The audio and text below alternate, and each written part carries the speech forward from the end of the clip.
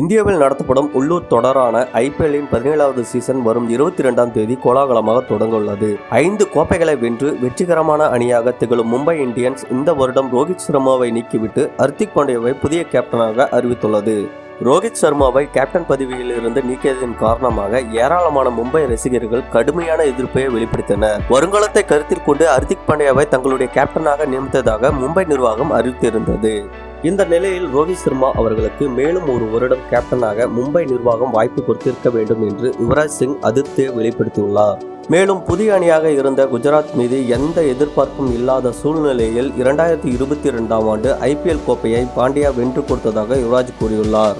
மேலும் பேசிய அவர், ரோஹித் சர்மா 5 ஐபிஎல் கோப்பைகளை கேப்டனாக வென்றவர். அவரை நீக்கியது பெரிய முடிவு. அந்த இடத்தில் நானாக இருந்திருந்தாலும் பாண்டியா போன்ற ஒருவரை தான் கேப்டனாக கொண்டு வருவேன். ஆனால் அதற்கு முன் ரோஹித் சர்மாவிற்கு ஒரு வருடம் வாய்ப்பு கொடுத்து ஹர்திக் பாண்டியாவை துணை கேப்டனாக நியமித்து மொத்த அணியும் எப்படி வேலை செய்கிறது என்பதை பார்ப்பேன் என்று கூறியிருந்தார்.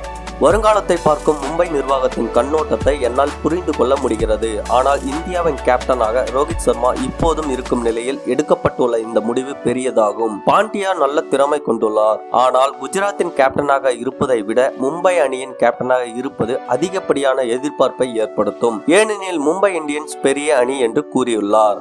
யுவராஜ் சிங் அவர்களின் கருத்திற்கு ரசிகர்கள் பலரும் ஆதரவு தெரிவித்து வருகின்றனர்.